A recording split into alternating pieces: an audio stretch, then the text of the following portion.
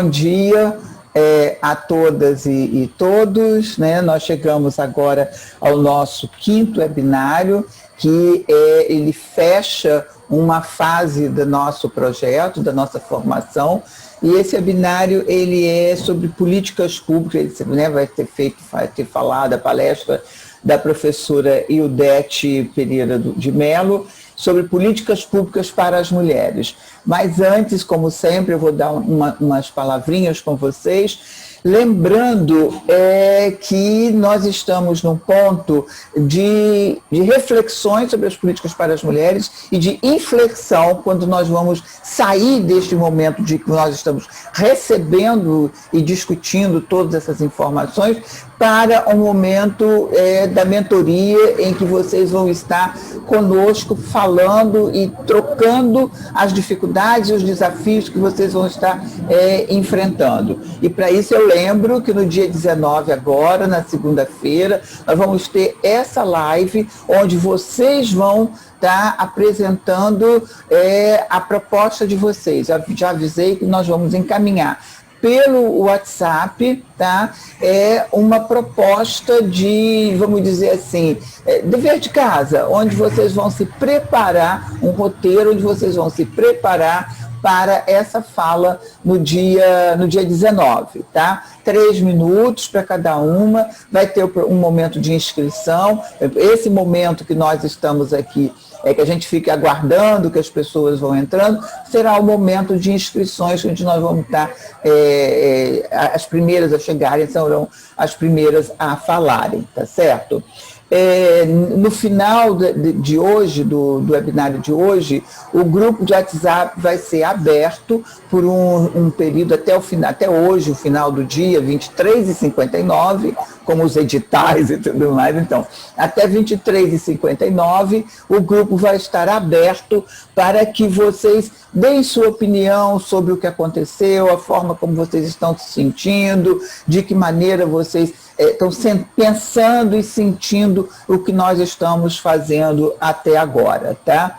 Já falamos que o grupo não fica aberto direto, porque pelo número de pessoas, né, que nós estamos, ainda bem, e queremos muito mais vocês, não saiam do grupo, porque ele é o nosso canal de comunicação. Tá certo? Outra coisa que vocês já receberam por e-mail e receberam também pelo grupo, o aviso de que o Moodle já está aberto para vocês. Então, eu sugiro que vocês, após o webinário, vocês tentem e procurem fazer as instruções, sigam as instruções que receberam por e-mail e também pelo WhatsApp, para vocês se adaptarem e vocês se adequarem, adequar não é a palavra correta não, se adaptar ao uso da ferramenta, porque coisa nova, pelo menos para mim, é uma coisa que a gente, em todas as situações de novidade, a gente tem alguma dificuldade de trabalhar, tá? Nossos avisos, né, de sempre, para nossa convivência, registrem presença no chat, porque nós ficamos nos conhecendo e a comprovação de que vocês participaram para que a gente tenha os certificados. Não vai ser necessário que tu tenha participado de todos os webinários, tá? No certificado, nós vamos ter de quais webinários vocês participaram. Então, é claro que se uma pessoa participou de todos, ela vai estar escrito lá todos que participou, o nome de todos. E, se não, você vai estar com o que você participou. E se você está fazendo um processo de monitoria, de mentoria, você vai ter isso também no certificado. Participou do programa, quer dizer, o nosso programa, nossa formação, ela tem esses pontos, né? E isso vai estar colocado no certificado, no verso, obviamente, tá bom?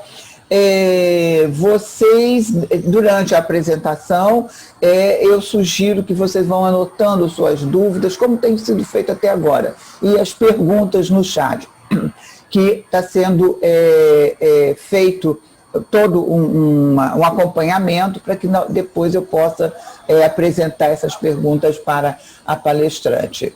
Então, estamos com a intérprete de Libras. Se vocês souberem de alguém, alguma participante, que ela precise de apoio, ela pode não estar ouvindo, obviamente, não vai estar ouvindo, vai estar ouvindo com uma certa deficiência, vocês auxiliem, peçam apoio à equipe, né, que ela vai explicar de que maneira consegue fixar a telinha, a imagem da intérprete na sua própria tela, tá? Como sempre, os microfones permanecerão desligados, tá? Nosso programa está sendo gravado e agora eu passo para apresentar a nossa palestrante de hoje, que ela dispensa apresentação, mas é sempre bom que a gente saiba recordar, né, o que a Ildete, a professora Ildete, tem feito tanto. Ildete é economista, é doutora em economia, e é do Instituto de Economia do FRJ, professora do programa de pós-graduação de políticas sociais da UF, e citando apenas obras recentes da Ildete, ela é autora de Mulher e Poder, Histórias, Ideias e Indicadores, em parceria com a professora doutora Débora Tomé, também agora em 2018, de Sinhazinha Emancipada, de Eufrásia Teixeira Leite, em parceria com Miriam Brito, e organizadora do livro Maria da Conceição Tavares, Vida, Ideias, Teorias e Políticas, agora em 2019. Ildete é pesquisadora e ativista feminista de longa data, muito longa, como é a vida, né, que se coloca nesse momento.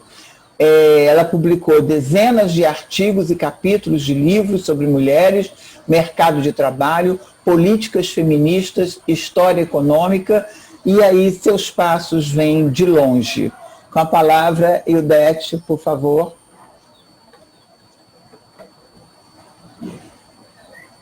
Muito obrigada, Ângela, pelo esse alentado currículo que você... ela esqueceu de dizer que ela também está na mesma estrada que eu, ao longo de todos esses anos, essas décadas. Ao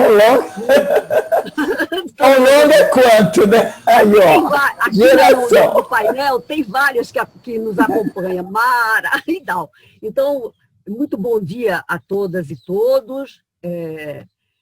Hoje a discussão, a gente vai fazer uma cronologia da história das mulheres, porque falar das políticas públicas, a gente vai ter que falar da história das mulheres, porque não esqueçam, não existe uma legislação e uma política para as mulheres do Brasil que não tenham sido construídas na luta das mulheres. Foram elas que as possibilitaram de serem aprovadas e serem escritas na história do Brasil.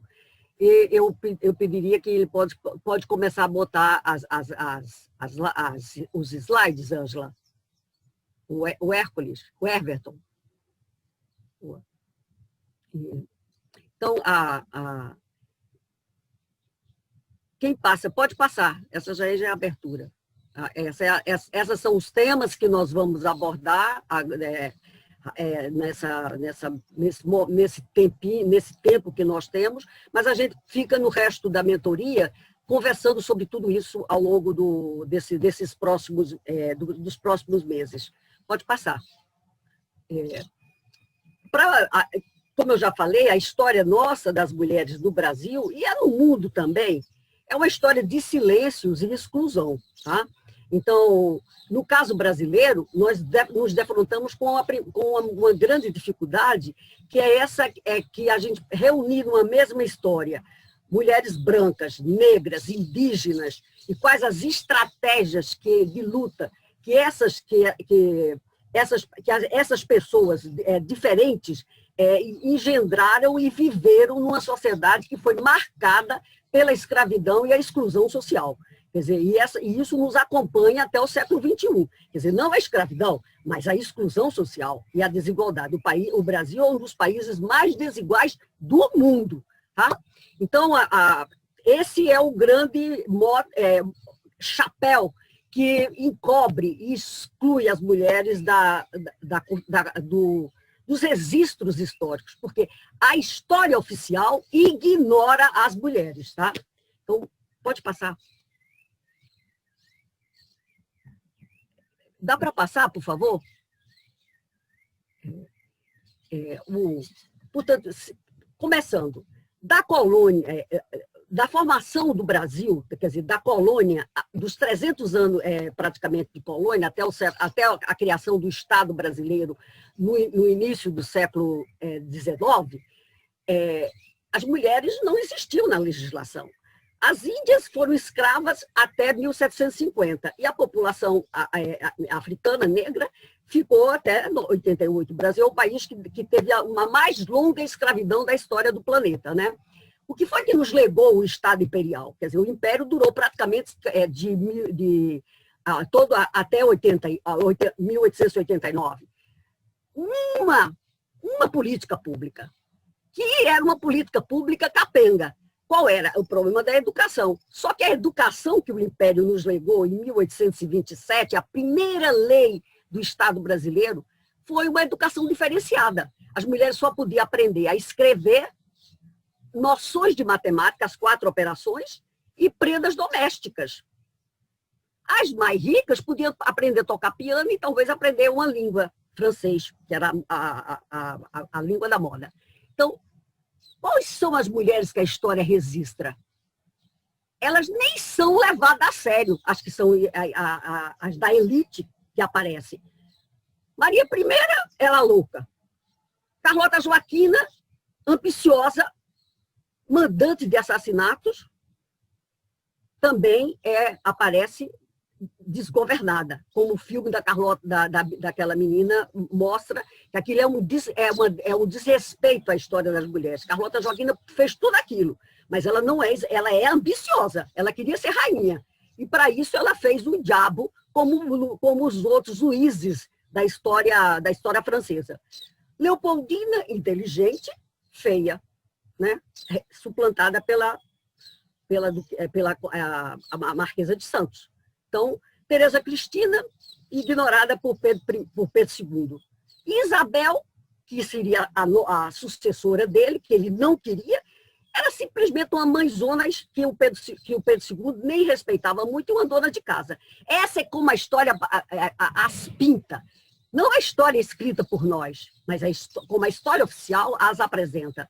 As outras, as libertas, as escravizadas, a gente só encontra quando vai buscar registros policiais e cartoriais. Quer dizer, mas dentro agora é que nós, e a mocidade, e a juventude que está nas universidades, começa a se mover para escrever uma nova história. É isso que a gente está pretendendo, dando esse pontapé aqui, não só chamar atenção para essa questão, como mostrar que qualquer coisa que vai mudar e dar igualdade na sociedade entre brancas, negras, indígenas, passará por vocês que são novas e estão começando a botar o pé na estrada. O Brasil que nós queremos, iguais, precisa que nós nos movemos todos juntos e juntas para construir essa nova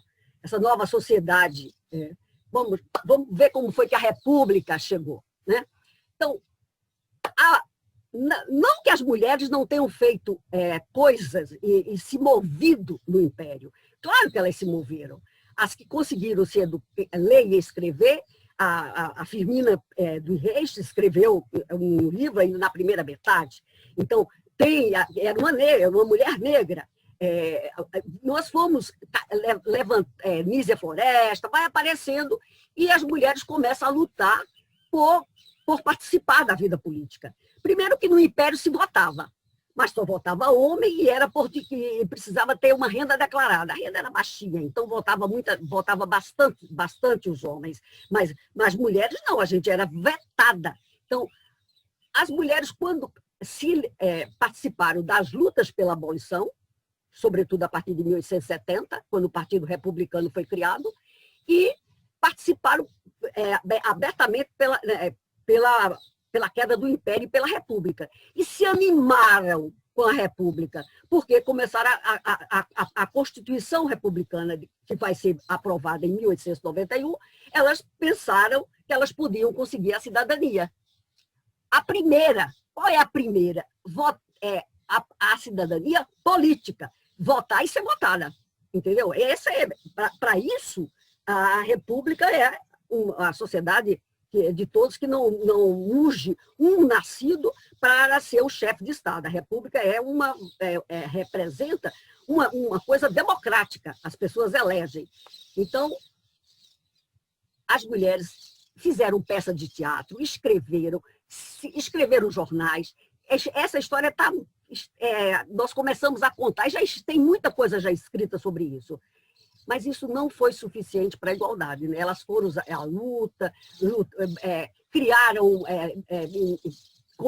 comissões, conseguiram a adesão de muitos deputados para fazer uma emenda, era a emenda Saldanha Marinho, para ter direito a ser cidadãs políticas, nada.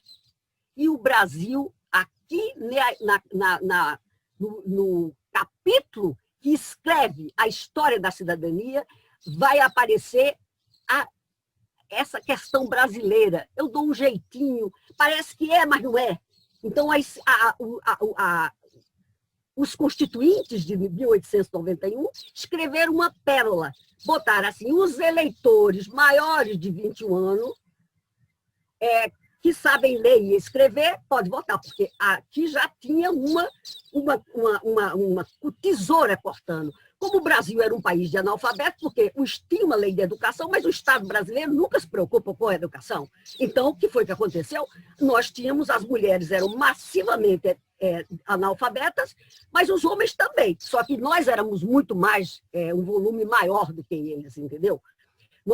Quando a gente virou o século XX, as mulheres eram 80% analfabetas, mas os homens eram 70%. Tá? Então, não era uma diferença muito grande, mas a gente bate para dizer, não, essa é a grande vitória das mulheres brasileiras ao longo do século XXI. As mulheres brasileiras se alfabetizaram sem uma política pública específica sobre isso. Nós viramos o século XX, mas com mais escolaridade, com mais anos de estudos que ele. É uma vitória feminina, silenciosa, que brancas e negras e indígenas, as indígenas mesmo porque já tinham se internado, mas elas estão, nós todas somos negras, indígenas, brancas, misturadas. Né? O que é o branco brasileiro é uma coisa interessante. Né? Vocês viram o DNA brasileiro, né? O que apareceu que a ciência agora, com as novidades todas, tem mostrado. Então, elas escrevem, viramos o século XX. E a tristeza foi muito grande com a perda na Constituinte de 91, e durante 40 anos as mulheres ficaram sem voto. Mas elas ainda ficaram esperneando. Passa o slide, por favor. Olha, nem votava, nem era eleitora, nem nada, mas criou um partido republicano feminino. Era uma professora, Leolinda Daltro de Figueiredo, né? Mais outras, Maria Carlota, Gilca Machado, a escritora. A Leolinda, vocês estão pensando, a primeira candidata a alcaide é prefeita na Primeira República. É candidata. Ela fez passeata no Rio de Janeiro, descendo a Rio Branco, como candidata. As mulheres nem votavam e ela também não. Não importa, ela foi candidata. Né?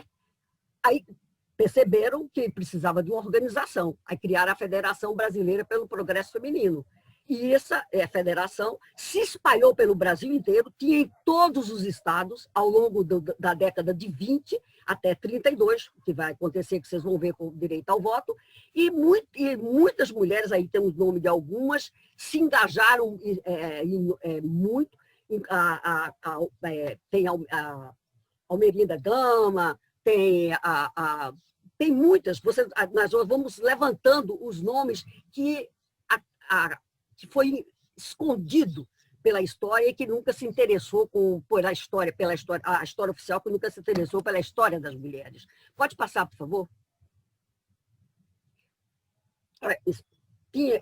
nós pesquisamos a Federação Brasileira pelo Progresso Feminino, e todos os estados a gente encontrou organização da federação. Tá? Então, isso foi uma coisa que abrangeu o Brasil inteiro.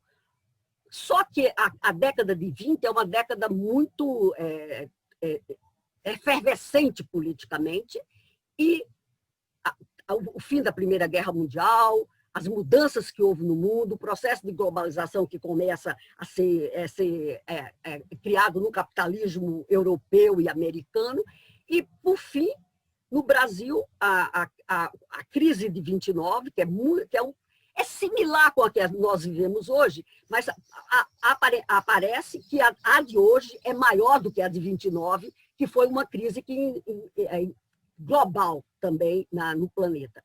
Chegou aqui, chegou derrubando o governo. Quer dizer, quem? Os tenentes. Né? Então, os tenentes chegaram sob a liderança do Getúlio Vargas, e o Getúlio Vargas tinha se comprometido na campanha eleitoral que houve antes da Revolução, em 29, se comprometeu com o povo trabalhador. Ele sabia e ele entendeu que a questão do trabalho não podia ser relegado apenas ao chicote e às prisões da polícia, com o esquema policial. Então, era preciso criar um código e criar uma legislação protetora do trabalho. E com as mulheres também, que tinha uma agitação que varria o Brasil, do Oiapoque ao Chuí. Ora, o governo, os tenentes tomam o poder, editam, tem um governo provisório. O Getúlio relutou um pouco a chamar as eleições, que vocês vão ver que vai acontecer na década de 30, e o código, e finalmente, depois que São Paulo se levantando porque queria uma redemocratização e que o eixo do poder não ficasse entre o estado de Minas Gerais e o Rio Grande do Sul, que eram os cabeças da Revolução de 30, cria um código eleitoral para as eleições, para chamar eleições gerais para o Brasil. Né? Então, em 24 de fevereiro é a data que a gente consagra, quando o Código Eleitoral foi promulgado, e ele botou 2 mulheres na comissão eleitoral, a Berta Lutz e a Natécia da Silveira, que tinha sido uma advogada que tinha vindo com os tenentes em outubro, né, para o Rio de Janeiro. Então, a partir daqui, pelo código, seriam as pessoas de 21 anos, mantiveram as restrições de só quem era alfabetizado, sabia ler e escrever, e não tinha restrição de estado civil. As mulheres casadas e todos podiam votar e podiam ser votadas. Só que o voto feminino estava proposto como voluntário. Só as funcionárias públicas, que eram bem pouquinhas, eram obrigadas a votar. As mulheres não. E aqui vai dar um problema, porque nós fomos socializadas para ignorar a política. Porque nós somos socializadas para ser mãe, para ser dona de casa. E ser responsável pelos cuidados da humanidade. Claro que os cuidados que o sexo feminino presta para a humanidade como um todo é um processo que constrói a sociedade, é o processo societário. Vai ter humanidade, a Margaret Mead já respondeu, quando, no Neolítico, uma pessoa cuidou da outra quando alguém caiu de uma árvore e se acidentou. E quando você começa a ter a noção de que você precisa cuidar do outro, botar comida e esperar que a pessoa se cure, isso começa o processo, começa a humanidade na história do planeta. Pode passar, por favor?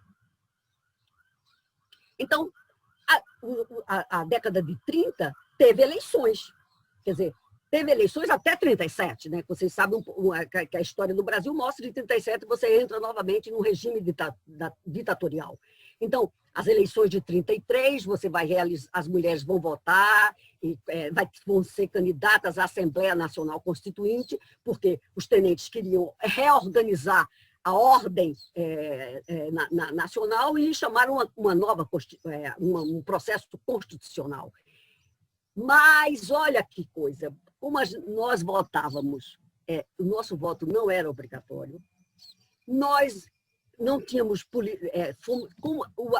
ter sido alijada o tempo inteiro do processo eleitoral ao longo dos 40 anos da República, e essa socialização para dentro de casa fez com que as mulheres tinham muita resistência a votar. Só se elegeu uma mulher, a médica Carlota Pereira de Queiroz, que tinha participado ativamente da Revolução de 32, da Revolução Constitucionalista Paulista. E ela que foi a primeira deputada brasileira.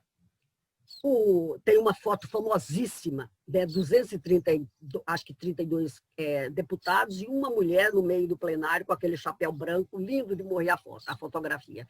Mas aquilo é uma tristeza.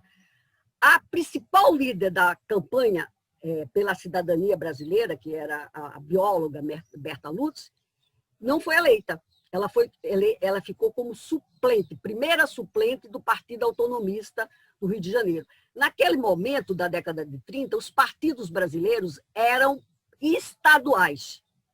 Os partidos só vão virarem partidos nacionais a partir de 45. A partir do golpe que derrubou Getúlio em 1945. Então, a partir daí, o voto brasileiro foi... os partidos passaram a ser partidos nacionais, mas até então... E essa marca dos partidos estadualizados por Estado é ainda profundamente significativo na história do Brasil da atualidade. Apagar a história e a forma como o país se organizou ao longo de 200 anos, considerar o Império e o século XX, é muito difícil. Então, você ainda tem essa marca dos guetos estadualizados no nome das famílias. Claro que o século XXI chegou bagunçando esse coreto, e as eleições de 18 já mostrou isso. Mas isso é um processo que nós estamos vivendo agora. Então, a Carlota, a Berta Lutz, como primeira suplente, o candidato que tinha sido vencedor do Partido Autonomista do Rio de Janeiro, o Cândido, morreu, teve um infarte, e a Berta assumiu o mandato dele em 1936, em julho. E a Berta, eu posso dizer que o projeto da Berta para a Assembleia Constituinte de 34, que a Federação atuou intensamente nos bastidores da Câmara Federal. O Brasil, o Rio de Janeiro era a capital da República, né? Lembrem-se disso, e conseguiu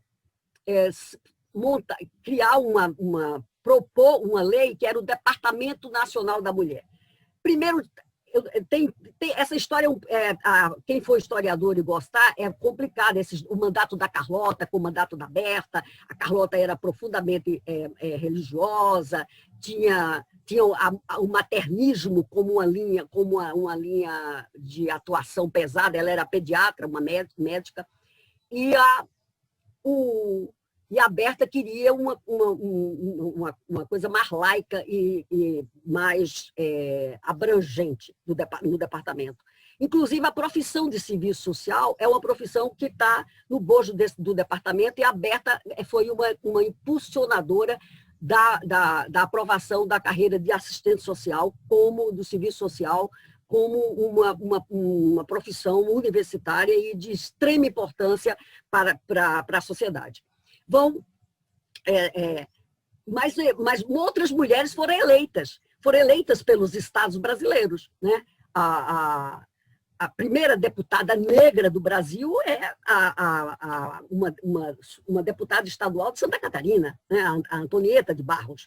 Então, nós já tínhamos, quer dizer, o Getúlio vai responder um pouco em 32 às confusões da legislação brasileira, que como a legislação era ambígua, os eleitores tinha juiz que lia os eleitores como eleitoras também, e dava voto para as mulheres. E aí o Senado ia e desmanchava. Isso foi a briga da década de 20. Quando você vai fazer a Constituinte, você vai ter uma deputada classista que era negra, que é a Almerinda Gama. A Almerinda Gama está sendo descoberta agora. Nesse momento, lá na Universidade de Brasília, a professora Tereza Cristina orienta uma dissertação de mestrado sobre a Almerinda. A Almerinda que viveu até a década de 90, aqui no Rio de Janeiro, fazendo 1000 coisas. E a Almerinda é uma mulher negra que era presidenta do Sindicato das Datilógrafas e Tatígrafas em 33, por isso ela foi eleita deputada classista, porque na Constituinte de 34 tinha deputados classistas e depois fizeram outra eleição para a eleição normal. Ora, quer dizer, esses nomes, essas pessoas, o que elas fizeram, o que elas trabalharam, agora nós estamos rasgando os panos e os véus para trazê-la, dizer, não, as mulheres existiram. Elas foram silenciadas e a história oficial não aconteceu. Pode passar. Olha, aqui estão os nomes das primeiras eleitas em 30, né? Ao longo essa senhora Lili Lages, eu cheguei a entrevistá-la na década de 90. Ela ainda estava viva, mas já tinha quase 100 anos, entendeu? Aí morava em Copacabana, ela era uma médica alagoana e estava radicada no Rio, mas ela disputou por Alagoas. A Antonieta de Barros, para nós foi uma maravilha descobri-la, era uma professora que teve também uma vida não muito longa, até os anos 60. São Paulo elegeu outras mulheres, o Maranhão também. Quer dizer, essas foram as que nós computamos, as deputadas estaduais. Vereadoras, também teve eleições para prefeita e vereadoras também. Esse garimpo das vereadoras é um garimpo mais difícil, mas o registro que eu tenho da primeira vereadora do Brasil é de uma cidade chamada Moqui, no Espírito Santo, e é Maria Felizarda de Paiva Monteiro. Outra professora. Aqui está cheio de professoras. É interessante que as professoras, elas tanto foram, no século XIX, a alavanca das mulheres que passaram a ter significados públicos para a sociedade. Essa efervescência política, junto com os trabalhadores lutando por direitos, vão acontecer com uma polarização que vai acontecer no mundo entre fascismo, nazismo, o socialismo na União Soviética e no Brasil, vai acabar Getúlio com os tenentes, os militares, decretando o Estado Novo e o Poder Legislativo foi fechado. Então, essa história, mas ela não acaba, porque os compromissos sociais do Getúlio, ele manteve sobre o manto com os militares, e do ponto de vista da economia, o Estado desenvolvimentista brasileiro dá uma arrancada no momento da ditadura, mas a repressão baixou pesado com o partido, fechou os partidos, acabou. A política ficou um negócio feito e administrada pelo Estado brasileiro, com seus nomeados interventores em todos os estados, mas nós tivemos as primeiras políticas públicas para as mulheres no âmbito do trabalho. Depois da Primeira Guerra Mundial, a questão do trabalho tomou um vulto muito importante, primeiro, porque o capitalismo fordista estava explodindo e a organização do trabalho estava em efervescência no mundo inteiro. E o socialismo na Rússia, agora a União Soviética, assombrou todo mundo. Você vai, em 19, já organizar uma instituição internacional que existe até hoje, é a única sobrevivente do Tratado de Versailles, que é a OIT, a Organização Internacional do Trabalho, que já chamou uma conferência em 19, em Filadélfia, nos Estados Unidos. Nessa conferência, aprovou-se a primeira legislação para as mulheres do mundo capitalista. que era a proteção à maternidade. Porque as fábricas estavam coalhadas de mulheres que pariam no meio da engrenagem das máquinas, né? Então, essa questão era uma questão dantesca, com salários baixíssimos. Então, a primeira era uma licença maternidade de 30 dias antes e depois do parto para as mulheres, com o patrão pagando a remuneração das operárias. Essa legislação, o Brasil vai ratificar da OIT em 34, no governo Getúlio, ainda no governo democrático do Getúlio. E isso é a primeira lei pública que nós vamos ter, é uma lei protegendo a maternidade com a licença gestante e creche para as fábricas que tinham mais de 50 mulheres como operárias. Então, essas foi a primeira legislação. Pode passar. Até que, em 43, ainda na ditadura, Getúlio organiza um Código do Trabalho, que é o primeiro pacto social que o Brasil conheceu. Quer dizer, como no Brasil as coisas são meio de cabeça para baixo, o primeiro pacto social, o primeiro contrato social da sociedade brasileira acontece na ditadura. Na comissão, inclusive na comissão da CLT, tinham 2 mulheres. O que é que a comissão, o que é que a CLT consagra? Ela consagra a licença maternidade, mantém a creche para as empresas com mais de 50 operários, mas ela excluiu as empregadas domésticas e os trabalhadores rurais, que, por acaso, as rurais, homens e mulheres e as domésticas, eram as maiores categorias de trabalhadores do Brasil. Quer dizer, na realidade, a CLT é um pacto social para o trabalho urbano. Foi isso que aconteceu. Ora, a CLT consagrou-se, o movimento operário ficou... a carteira do trabalho, a cidadania, era uma cidadania tungada. O Estado, veio a guerra, as mulheres participaram ativamente da campanha que o Brasil apoiasse os aliados contra o regime nazista e o fascista italiano e alemão, e o Japão depois entra na guerra, mas só em 41, é uma outra questão. E, quando acabou a guerra, o governo estava esfarrapado, por conta, o governo Getúlio, ele estava querendo continuar, mas acabou sofrendo, teve um golpe dos próprios tenentes que fizeram 30 com ele, fizeram 37, fizeram um golpe em 45, e o Getúlio fuzilou-se em São Borja. Não saiu da política. Aí criaram outros novos partidos, o Getúlio montou o Partido Trabalhista Brasileiro, o PTB, a UDN, que tinha sido o carro-chefe para derrubar o Getúlio em 45, e vai se montar umas eleições livres no Brasil. Livres para todas as siglas.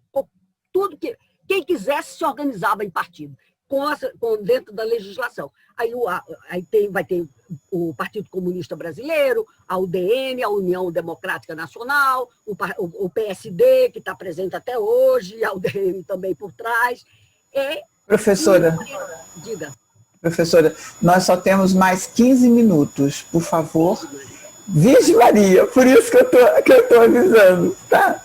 Tá excelente, mas vamos chegar, né, um pouco mais para frente. Obrigado, desculpa. Pode passar, então. Olha, como os slides estão bem explicativos, tá? Vocês podem depois usá-los e abusá-los. Isso mesmo. Como vai ter a mentoria, a gente pode continuar essa conversa toda. Então, aqui vai aparecer, vou passar porque vai ter a única mulher que vai se sobressair ao longo da década de 50, é engraçado, o Brasil tem democracia, mas a gente está fora. Essa democracia de 45 a 64 nos ignorou. Mas as feministas ficaram como fogo de monturo. Quer dizer, a gente tinha um problema com as mulheres casadas, porque as mulheres casadas não podiam trabalhar se o marido não quisesse. A gente continuava com o problema de que a licença maternidade era paga pelo patrão, então os patrões não admitiam mulher casada. Quando você casasse no papel, você estava fora do emprego, mas nós continuamos com organizações, tudo, mas nada mais tão efervescente como tinha sido na década de 20. Pode passar, por favor? Então, aqui você tem aqui jornais feministas, tem vereadoras do Rio de Janeiro, do Partido Comunista, a Celina Moschel, a Odile Schmidt, que, infelizmente, os arquivos da Câmara de Vereadores e da Assembleia Legislativa do Rio de Janeiro são dantescos. A gente precisa começar a ir lá e brigar para que eles recuperem os arquivos dessas duas instituições públicas, para que a gente possa contar a história das mulheres do Estado e, portanto, contar a história das mulheres do Brasil. Então, as mulheres negras fizeram um conselho também, em 1950. Maria de Lourdes Vale Nascimento era junto com o Teatro Experimental do Negro. Então, tinha uma movimentação. As mulheres negras organizaram associações de domésticas na década de 30. Tinha um movimento da população negra, e preta e parda, se levantando para constituir a cidadania. Vamos lá? Pode passar. Chegam os militares, as mulheres serão usadas politicamente para colocar um fim na democracia, né? Então, novamente, você começa a botar a questão religiosa na frente. Então, a Marcha das Mulheres, que aconteceu no Brasil inteiro, a Marcha da Família com Deus pela Liberdade. Foi o uso, assim, quer dizer, da população feminina e dessa dramaticidade das mulheres irem para a rua protestar. Tinha 1 milhão de pessoas no Rio de Janeiro na Marcha da Família com Deus pela Liberdade. Vocês não podem imaginar o que é isso em 1964, tá? Então, mas as mulheres só fizeram figura para derrubar o regime democrático. E quando derrubado, elas foram todas botadas dentro de casa de novo, tá? Pode botar para passar. Então, aí os militares têm uma questão engraçada, porque a sociedade foi silenciada. Na legislação, na legislação social brasileira, nós vamos ter um ganho interessante. A Constituinte de 67 é ortogada, né? Assim como a de 37 também foi ortogada, não foi votada pelo povo brasileiro, pelas câmaras. Então, o que aconteceu? Nessa Constituinte de 67, que era uma briga do Marechal Castelo Branco contra os parlamentares, porque ele queria ter mais poderes na presidência da República. Essa era a briguinha porque ele queria rasgar a Constituinte de 46, né? Eles montaram uma questão interessantíssima. A minha hipótese é que, como os militares têm muita mãe e mulher e filha professora, primeiro eles deram a aposentadoria para as mulheres com 5 anos menos que os homens. Caiu do céu. E depois as professoras com 25 anos e os professores com 30. Foram 2 tacadas só. Primeiro, eles fizeram na Previdência, o capítulo da Previdência, eles fizeram essa diferença. E agora a gente não sai enquanto não tiver uma divisão do trabalho igualitária dentro de casa. Senão, como uma mulher trabalha mais que homem, então a gente quer a diferença. Então, essa é a briga que em 2017 pegou fogo, né?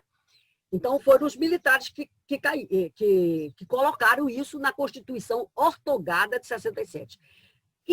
Mas aqui o mundo também estava em ebulição, né? Então, as mulheres na Europa, nos Estados Unidos, a Guerra do Vietnã, todas essas comoções e depois as revoltas estudantis de 68, trouxeram primeiro as mulheres na rua. Depois, as mulheres botando a boca no trombone, escrevendo, e os feminismos renasceram no mundo. E aqui no Brasil também. Eu, Ângela, Mara, uma porção de mulheres que estão por aqui, olhando e participando desse trabalho, somos frutos desse momento. Nós chegamos também na política, né? Aos trancos e barrancos. Vamos lá. A legislação estava parada, né? Então, 75 é proclamada. A grita foi tão forte no mundo que a Organização Internacional a ONU Mundial, a Organização Internacional fez o ano de 75 como o Ano Internacional da Mulher. Isso foi importantíssimo porque vocês vão ver que essas organizações internacionais, a ONU e a OIT, elas terão profunda participação nas mudanças que a gente vai construindo no Brasil. E vocês vão ver que as políticas públicas vão avançar na medida em que a democracia volta forte e poderosa a partir da década de 80, né? A partir de 85, da eleição ainda tungada direta, mas a partir daí nós vamos ter eleições permanentemente. Vocês que estão me ouvindo e que estão na faixa de 40, 50 anos, todas viveram na democracia. Vocês não viveram como nós em outros tempos de dureza. Então, vamos passar em cima da política para chegar na política pública. Então, na realidade, esse pedaço do Brasil, que vai até a redemocratização na década de 80, a gente arrombou a porta da política, mas a gente abriu só uma brechinha, tá? Onde passou muito pouca gente. Se você olhar nos livros que nós temos aí, indicando, as mulheres não estão presentes no espectro político. Mas nós não estávamos representadas nas políticas parlamentares, nas câmaras, nos governos de Estado, nada. Isso tudo vai acontecer nos últimos 40 anos, tá? Pode passar. Essas são as datas emblemáticas, todas nossas. Pode passar. Pode passar, por favor. É melhor discutir já as políticas públicas. Então, aqui está montado todas as brechas que nós fomos criando até que a gente chega à Constituição de 88. A Constituição de 88, ela vai realmente... nós vamos ter uma participação grande, vamos ganhar e perder. Entendeu? Vamos ganhar que as mulheres vão ter um estatuto, que a família não vai ser mais comandada pelo homem, porque até 88 a família era comandada pelo homem. Ele é que era o chefe. O que a gente conseguiu foi que eles não interferissem, que eles fizessem o patrão nos botar para fora de casa, com o estatuto da mulher casada. Mas a chefia era dele. A partir daqui, a chefia vai ser partilhada. Nós perdemos outras coisas. Perdemos, por exemplo, nós não conseguimos a questão, o aborto ficou ainda restrito ao Código Penal de 41, que era em caso de estupro, em caso de risco de vida da mãe. Só ficou restrito, mas como a gente queria que fosse uma decisão da mulher, da gravidez indesejada, não passou, a gente negociou. Como a gente não conseguiu também, na Comissão do Trabalho, conseguir incluir as empregadas domésticas nos todos os seus direitos. A gente conseguiu coisas parciais, mas não enquadrar as domésticas na CLT, na Consolidação das Leis do Trabalho, como hoje existe. Mas vocês vão ver como esse mercado de trabalho é um mercado muito duro. E essa é a maior profissão das mulheres brasileiras ao longo do século XX, do XIX e do XX, foi empregada doméstica. Até 2013. Em 2013 é que as empregadas domésticas perderam a primazia de ser a primeira ocupação das mulheres brasileiras. Tem que se preocupar com isso, e essa questão é uma questão dramática agora no meio da pandemia. Então, essas são as nossas deputadas, a constituinte, a legislatura de 86 é a legislatura que mais tem mulher no Brasil, até aquele momento. porque a gente nem tinha, a gente tinha 8, 4, uma mulher, entendeu? Vocês veem nas lâminas. Então, a gente teve vitórias, a conquista da licença maternidade para 120 dias. Numa mentoria eu posso contar como foi que a gente fez a rasteira neles, entendeu? Porque eu era do Conselho Nacional dos Direitos da Mulher, assim como a Lélia Gonzalez, e a gente estava firmemente na negociação de constituinte para valer, tem que ter palavra de mulher. A Carta das Mulheres Brasileiras, eu passei digitalizada e está no mudo de vocês. Vocês podem ler, porque ela mantém tudo, todas as reivindicações e as políticas que vão brotar dessa carta que nós escrevemos para os deputados constituintes. As mulheres brasileiras foram 2.000 mulheres em Brasília e a gente não tinha dinheiro para pagar passagem. Cada uma foi como pôde para lá, tá? Vamos lá. Então, o Conselho Nacional dos Direitos da Mulher foi o primeiro, aí começou a ter nos estados e ter nos municípios, como vocês conhecem agora, as OPMs. Então, aí veio as conferências, a importância das conferências internacionais, como eu chamei a atenção. Aqui está tudo, então, elas estão escritas, e o significado delas para as políticas nacionais. Não podemos nos silenciar sobre o papel significativo das mulheres no mundo e como as instituições internacionais têm o papel de ser um farol para o Brasil, até para os homens brasileiros, que aí eles ficam meio tateando e a gente vai arrombando portas. Pode passar, por favor. Aqui está... Olha, a primeira senadora que a gente conseguiu eleger pelo voto é em 91. A primeira governadora que nós elegemos no Brasil foi em 94, a Rosiane Sarney. Ali estão as deputadas, as duas senadoras. Porque a Eunice Miquiles, ela era suplente do senador do Amazonas. Só que o senador morreu 3 meses depois que tomou posse. E ela ganhou o mandato inteiro. Em 79, mas foi por acaso. Então, a Benedita foi eleita a primeira senadora negra do Brasil, quer dizer, a década de 90 tem um reboliço, mas o reboliço fica um pouco, vai ficando mais lento, e ele vai explodir de novo no século XXI. Quer dizer, a chegada do século XXI e a moçada que entrou na vida e na política, vai mudar e vai se fortalecer no feminismo de Estado, feminismo negro. Essa é a marca do século XXI. E as conferências que estão aqui montadas, aqui está a história do Ministério, né, das secretarias. Primeiro foi as secretarias trigêmeas, a Secretaria contra o Racismo, a CEPI, a Secretaria de Política para as Mulheres, que ainda era uma criação do Fernando Henrique, mas que o Lula ampliou, e a Secretaria dos Direitos Humanos, né, que agora estão juntas no Ministério só, e aí as coisas ficam diluídas. Nós nos opusemos a isso muito na época, tá? Então, aqui está montados os marcos. Vamos passar para as políticas, por favor? Então, aqui está o que a SPM fez. O Brasil tem uma peculiaridade que é significativa e que, em geral, o movimento feminista passa um pouco ao largo.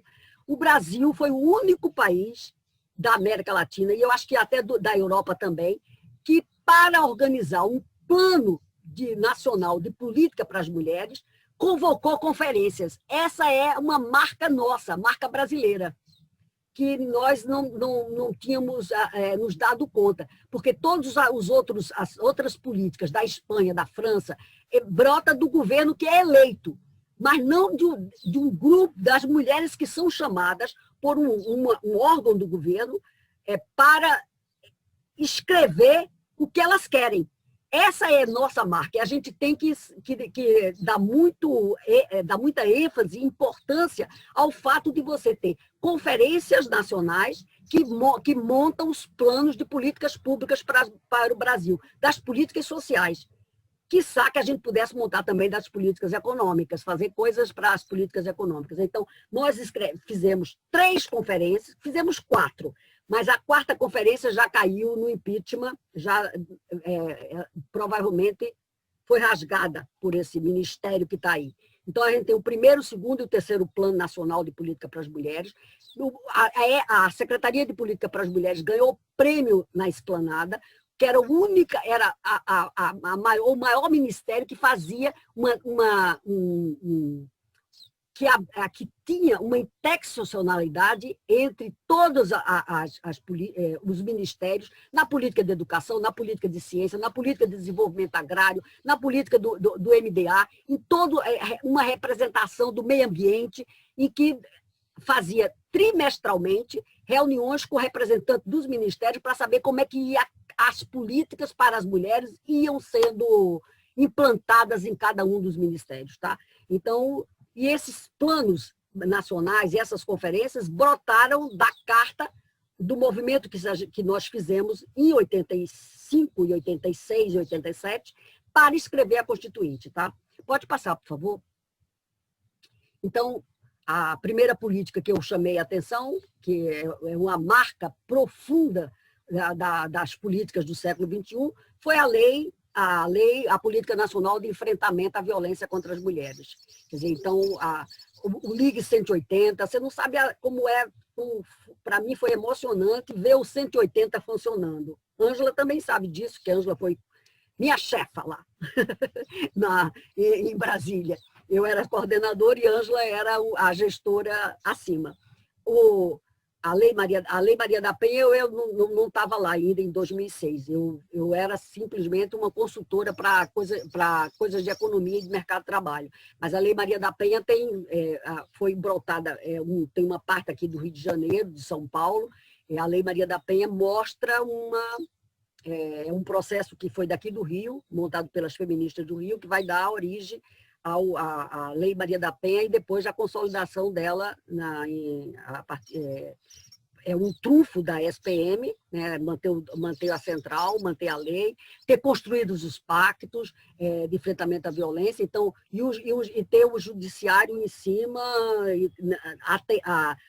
numa profunda ligação com o Ministério da Justiça e tal, que possibilitou a criação dos juizados de violência doméstica, as defensorias públicas, até que a gente chega em 2015 a ratificar a lei do feminicídio. Quer dizer, o Brasil tem um problema seríssimo de violência contra as mulheres e que a pandemia, aparentemente não, que a pandemia exacerbou nesse momento. Pode passar, porque senão eu não vou esgotar meu tempo.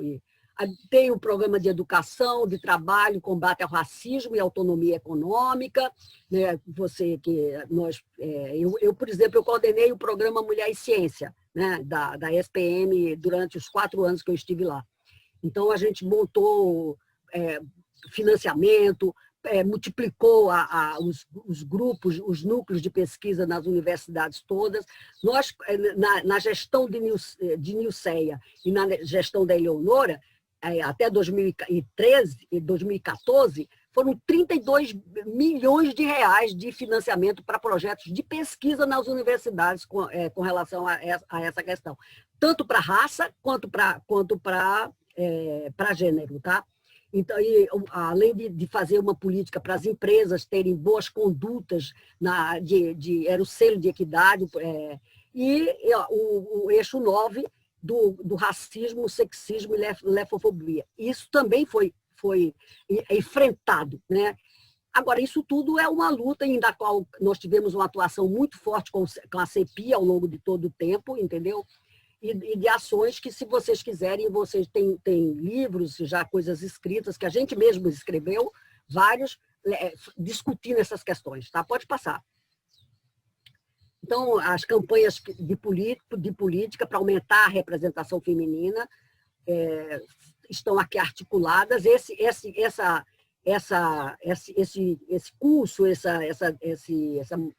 programa que vocês estão vivendo agora é fruto ainda dessas articulações que as mulheres fizeram ao longo dos últimos 20 anos, desse século XXI já, que ainda está dando fruto e que o governo, apesar de não querer, tem engolido. Então, as campanhas foram primordiais. Não que elas tentassem resolver, elas não resolveram as questões, porque essa questão é mais profunda do que nós imaginamos.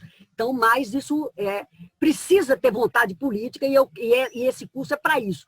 Por favor, vamos não só participar agora, como vamos arrombar as portas dos partidos políticos. Vocês não podem achar que 21 não, 21 é para ir para dentro dos partidos, porque a gente precisa consolidar uma posição política na sociedade. E é pelos partidos políticos. A democracia é isso. E a democracia é melhor do que qualquer outra forma de organização social. Pode passar, por favor, para a gente chegar nessas últimas. Então, aqui são os marcos, pode passar também, que não precisa, é a República no Feminino, o problema de como a gente chegou ao fundo partidário. Quer dizer, as cotas a gente pode contar, eu estou nessa briga das cotas desde a década de 90, escrevendo cartilha e tal. Essa história é uma história que nos acompanha o tempo, a nós e as feministas aqui do Rio de Janeiro, a Ângela também está no fundo, mas nós cometemos erros. Quer dizer, cometemos assim, a gente não pouca experiência, porque sem dinheiro você não tem administração. Isso já dizia o Quipino Bocaiúva, em 1903. Ora, a cota em cima só de candidaturas, sem dinheiro, e a gente devia ter brigado por uma cota nos eleitos, mas não foi assim que aconteceu, né? A culpa. A gente tem, a minha geração tem culpa, mas a gente tem culpa no sentido de que a gente foi inocente nesse negócio. Agora, com o fundo partidário, se a gente, como os políticos, como o Brasil decidiu que quem financia a política é o Estado, então as campanhas eleitorais são financiadas pelo Estado, né? Agora, os financiamentos privados estão mais proibidos ou complicados mais. Então, nós conseguimos que a cota de 30%, que tinha sido obtida desde 2009, passasse para 30%. Foi uma grande vitória das mulheres. Fomos nós que ficamos no calo. A ministra Nilceia, a secretaria, todo mundo em cima, todo mundo ficou em cima, e o Conselho Nacional dos Direitos da Mulher também, que ele existe até hoje, ele é uma lei, o governo não desmancha assim, tão simplesmente. E até agora, que a última entrada é com as candidaturas das pessoas negras, que também entrou na cota e no financiamento. Então, tudo isso é bem-vindo, porque o Brasil se diversifica e o Brasil, a política passa a ser a cara do Brasil, e não a cara apenas de uma parte da população. Pode passar, por favor? Aí aqui, agora um pouco, só para a gente fechar. A sociedade precisa... Esse, para mim, vocês que gostam da política têm que ter isso claro. Os filhos não são só das mulheres. Quer dizer, nós temos 40% das famílias são chefiadas por mulheres. Então, isso é uma questão dramática, porque as mulheres são mais pobres que os homens. Então, esse é uma questão que a gente precisa negociar profundamente com os homens. Os filhos são meus e deles, né? Então, os cuidados com a reprodução da vida tem que ser responsabilidade de todas as pessoas. E é preciso criar políticas de emprego que reconheçam o que os homens e as mulheres são diferentes. A gente é iguais, mas nós somos diferentes. E defender creche e escola em tempo integral, porque se não tiver creche e escola em tempo integral, essa questão dos cuidados vai ficar na carga, nas costas de quem, minha gente? Nossa, pode passar. Pode passar, por favor? Então, eu acho que para a gente ficar na política, a gente precisa ficar atenta, né? Que a política é uma coisa de mulher também. A gente tem problema das regras, das novidades das regras eleitorais, como o Brasil sempre faz uma política muito complicada e cheia de meandros, para ter bula, para ter... Quer dizer, essa é uma marca da sociedade brasileira. Essa eleição é cada um no seu quadrado, porque não tem mais as eleições, não tem coligação nas eleições profissionais, tem um recorde de negros e mulheres, mas só tem 32% de mulheres. Quer dizer, a gente está dizendo um recorde porque a gente passou um pouquinho de 30%, mas ainda é pouco. A gente tem que ter uma luta das mulheres da população negra, dos negros e negras, em igual pé. Por quê? Porque nós somos até um pouquinho mais que o homem. São as velhas, as mulheres velhas, porque as mulheres são, a partir depois que envelhecem, os homens, pelo estilo de vida deles, eles morrem mais rápido. Então, e nós não. Então, mas não é que significa que nós temos uma velhice melhor, não, tá? Essa é uma campanha completamente diferente, não tem afeto, não tem aperto de mão, não tem corpo a corpo, por causa da... E lembrar que voto, curtida não é voto, tá? Pode passar. E esses são os pontos que a gente vai ter que discutir com vocês na mentoria. Saúde, educação, como dominar esses temas nos locais de vocês, pensar como é que vocês podem vigiar e contribuir para o funcionamento do Programa de Atenção Integral à Saúde da Mulher, porque essa é uma legislação que ainda é do feminismo da década de 80, tá? Nós negociamos o país não integral, dessa forma, em 83, em Brasília, porque essa questão já era uma questão dramática naquele momento, mas ele perdurou ao longo do tempo com o Ministério da Saúde, e a gente teve sempre na Secretaria de Política para as Mulheres uma relação muito, muito boa.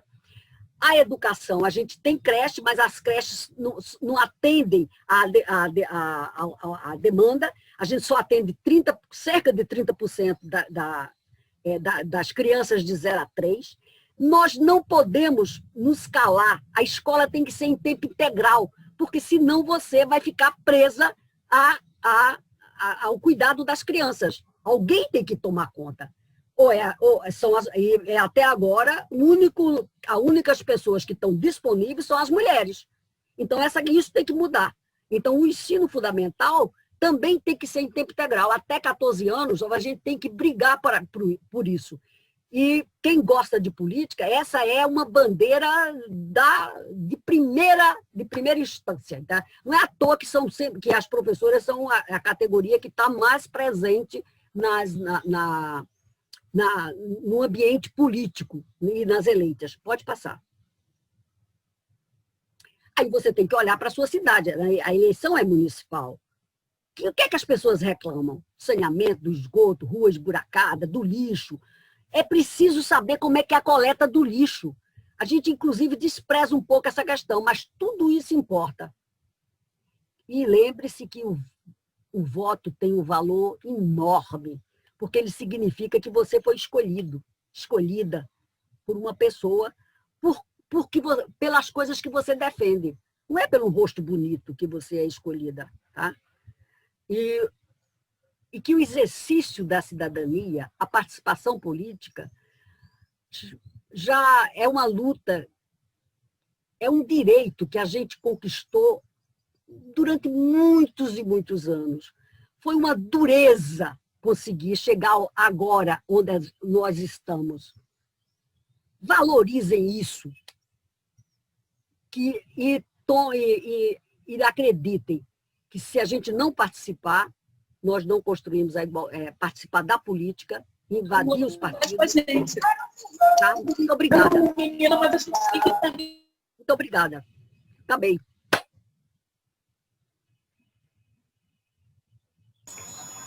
Eu fiquei... O que aconteceu? Ótimo. Eudete, muito obrigado.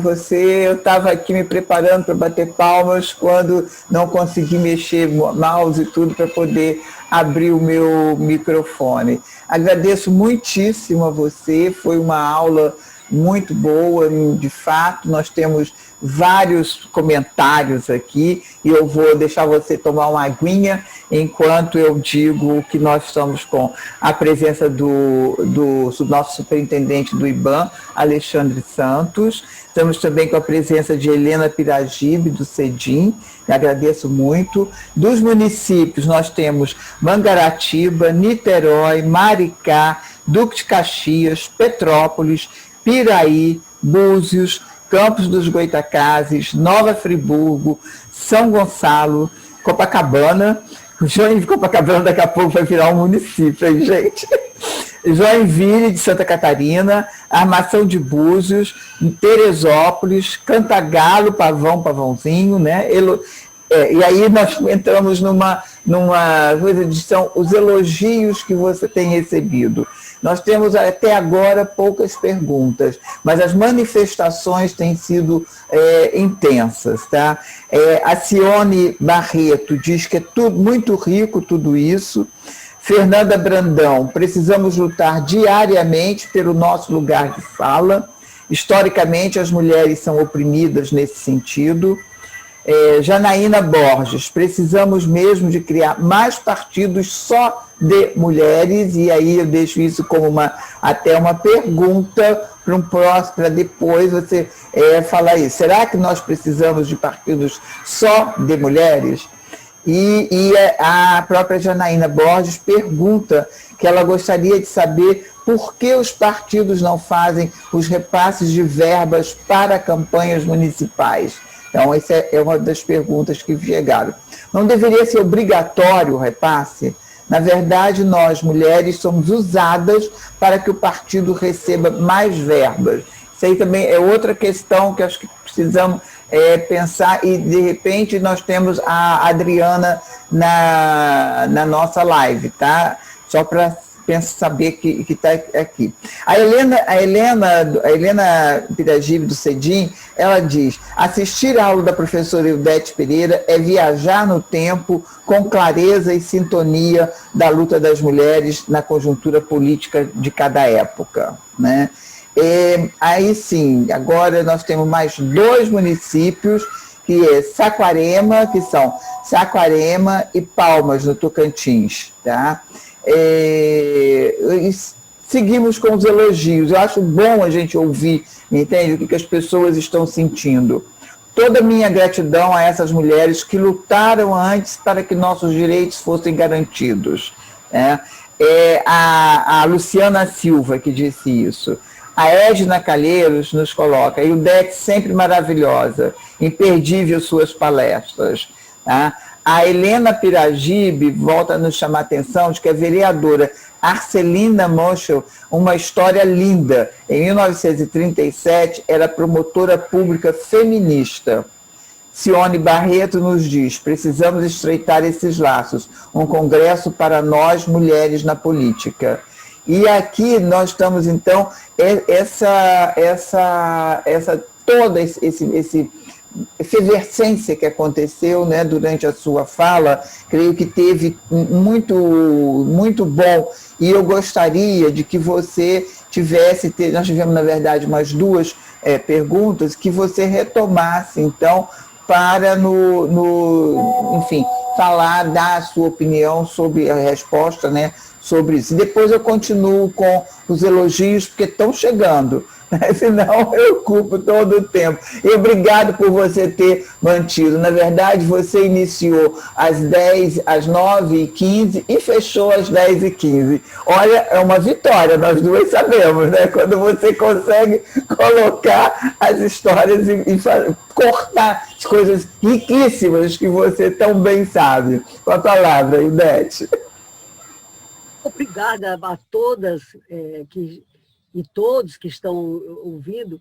Quer dizer, isso baixou baixou a cangaceira no paraibana, mas na vida. Mas acontece que eu sou eu sou mais velha que vocês, todos que estão aqui, então eu sou uma menina que participou de 61, tá?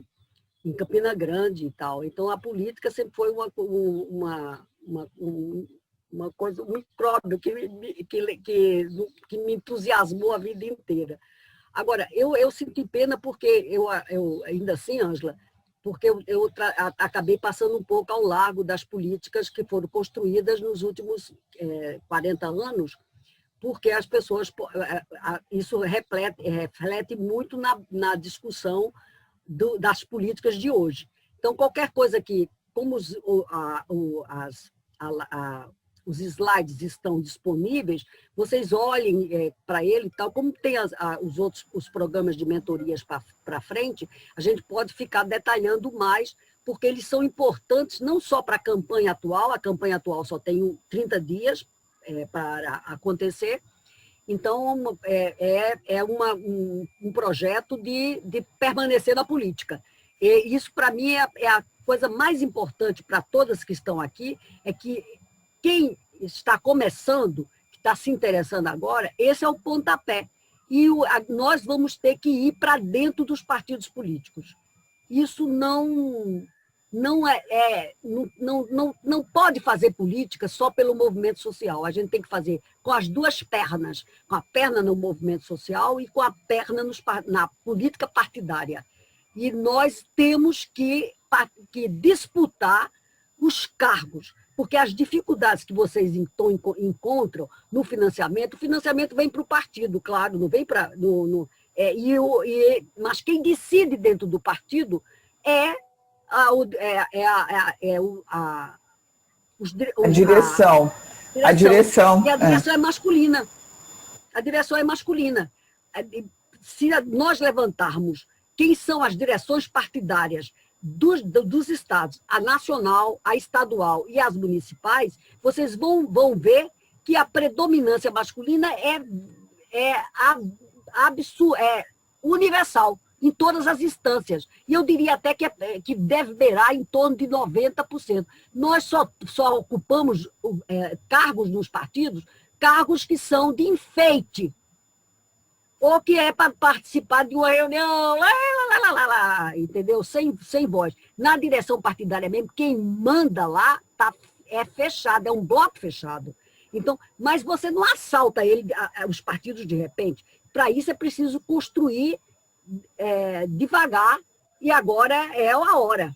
Porque vai ter uma eleição municipal, é uma eleição difícil, porque é uma eleição que tem a capilaridade é uma tradição. Pode ser que a gente comece a mudar no Brasil. Tudo está em mutação, né? Então, isso é possível, eu espero que seja.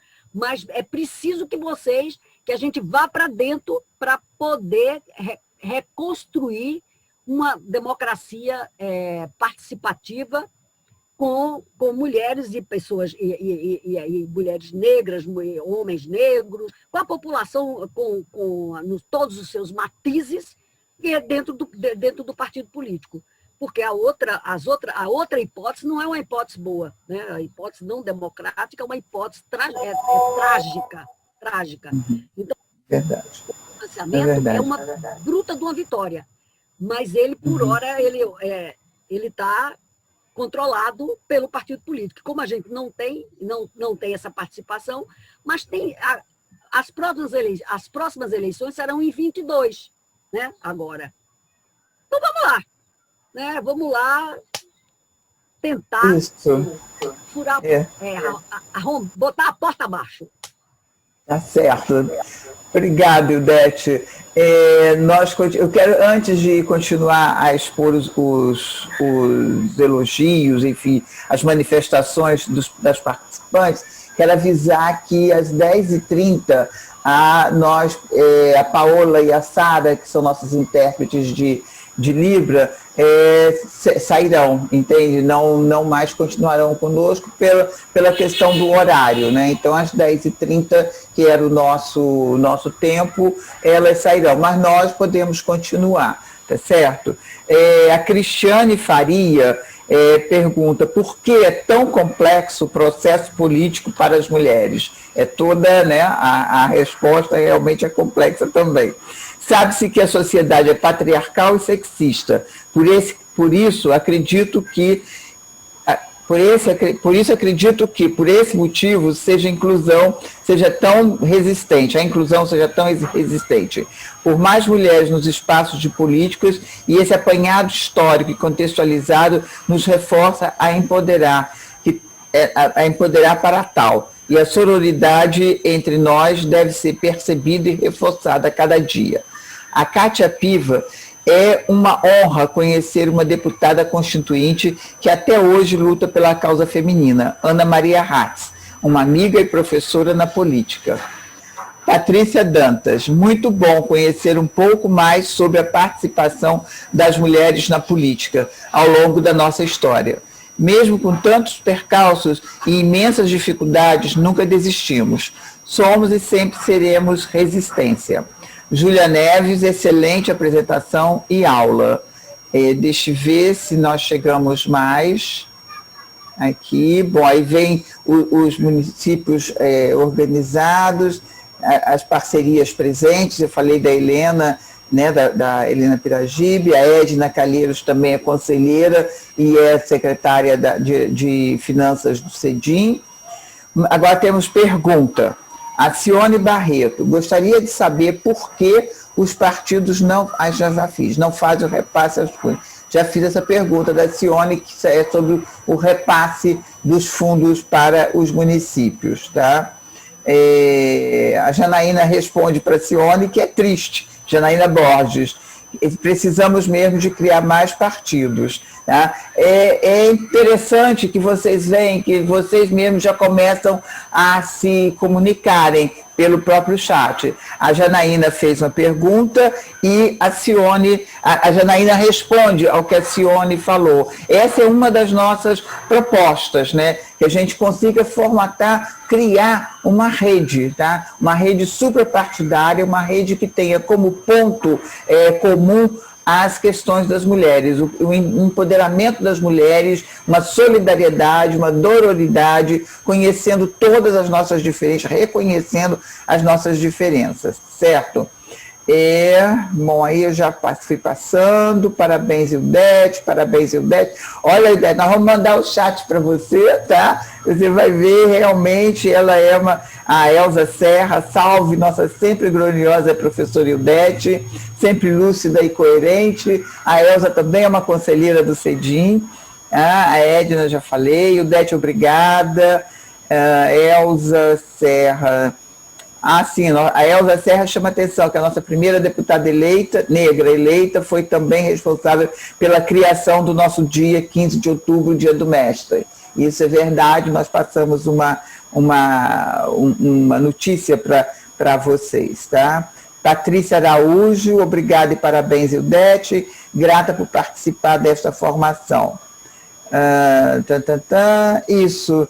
Enfim, até agora foi o que encerrou. O que temos, né, no nosso chat, Ildete, é muito, muito gratificante. Você tem a palavra. Eu acho que vocês perceberam que participar da vida partidária é uma questão vital para nós. Que nós, ao longo do tempo, nós de certa forma resistimos. Eu acho que não é que não está a tempo, né? Então, como viver a maternidade é uma carga pesada nos ombros femininos, a política acaba sendo um espaço em que nós subestimamos e nos contentamos com o movimento social, em viver a vida desse jeito, mas eu acho que esse momento esgotou, porque agora nós temos uma sociedade mais ampla, a questão da desigualdade e das discriminações de sexo, de raça e identitárias. Essas pautas são as pautas do século XXI, né? Então, isso nos mostra que esses caminhos estão abertos, então que a gente precisa trilhar.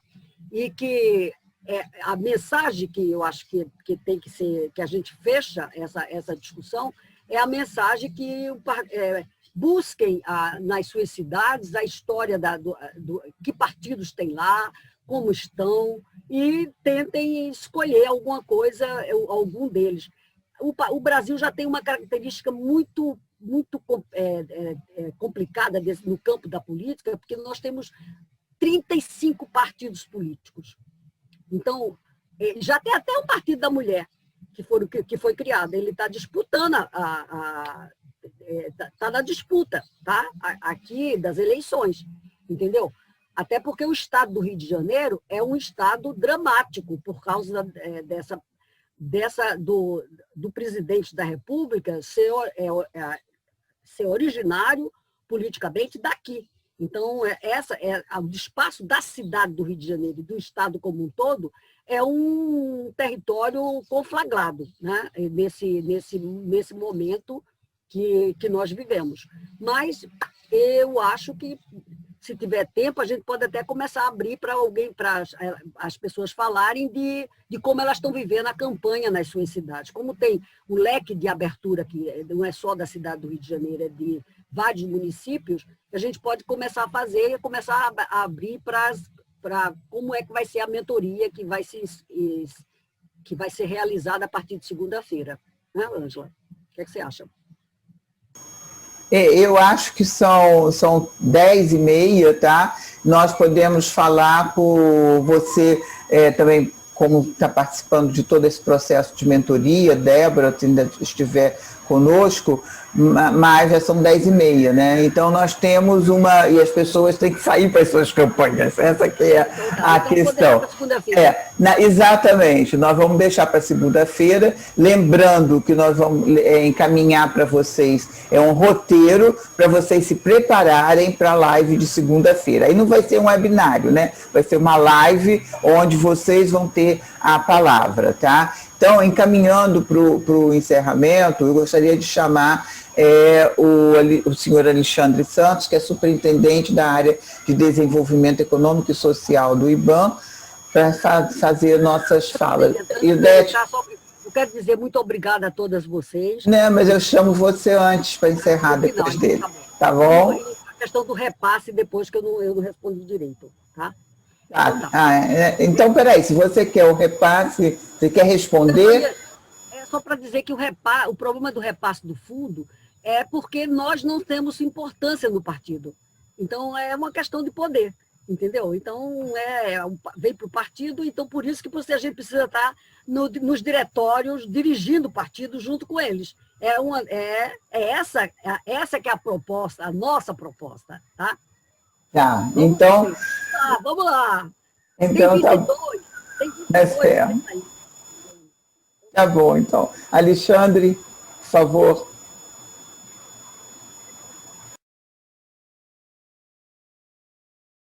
Foi uma... Tá, me ligaram. Eu quero dizer que estou eletrizado por sua palestra, Odete, porque realmente essa é uma história de luta e a maneira como você coloca nos faz estar plenamente envolvidos. Eu acho que a gente fechou com chave de ouro essa primeira fase do nosso projeto, a fase dos webinários, onde a gente pôde transmitir informações a respeito de vários temas, 5 temas importantíssimos, não é? E que foram o sistema político brasileiro, que é uma coisa que todo mundo precisa saber, né? E como é que foi a questão do sistema eleitoral, a organização da campanha política, uma coisa que a Adriana que falou, e que foi muito complicado. Eu acho que a gente aprendeu um bocado, porque as regras são realmente muito complicadas, né? E a Adriana deu também uma informação muito importante, as estratégias de comunicação para a campanha, a liderança na construção de projetos políticos e no final, essas políticas públicas para mulheres, que não só focou esse ponto, como nos deu uma aula de história da evolução e da luta das mulheres, não só no Brasil, mas no mundo inteiro. É uma luta que está, eu diria que apenas começando. Eu gosto muito de literatura e leio muito livros escritos por mulheres e que focam histórias de mulheres interessantes, mesmo com o fundo romanceado, vamos dizer assim, não só da brasileira. E vejo que essa é uma luta que a gente está começando e, na verdade, a evolução de um tempo para cá, do último século para cá, é que deu algum salto, algum ganho. No caso do Brasil, eu diria que foi mesmo, como você nos ensinou aqui, uma coisa que começa mesmo nos anos 40, 50, por aí, que a gente dá um primeiro salto. Há muito que conquistar, né? Em nome do IBAMA, da diretoria do IBAN, da superintendência, da área que abriga o programa Mulher e Políticas Públicas, que abriga o programa Direitos Humanos e Cidadania. A gente tem muito orgulho de estar viabilizando esse evento. Na verdade, como já foi colocado aqui algumas vezes, a gente está nessa luta há bastante tempo. Ângela já foi superintendente dessa área, a Mara foi uma precursora desse movimento que está aqui conosco. Ambas já chefiaram essa área e eu tenho muito orgulho de hoje estar fazendo parte dessa direção. A gente está, não é? E eu acho que a gente, um dos eventos que você coloca, da suprapartidário, do Senado Federal e tal, nós estivemos juntos fazendo um programa semelhante a esse, para disseminar no país inteiro informações úteis e importantes para que as mulheres efetivamente ocupem seu espaço e disseminem informações dentro do marco legal.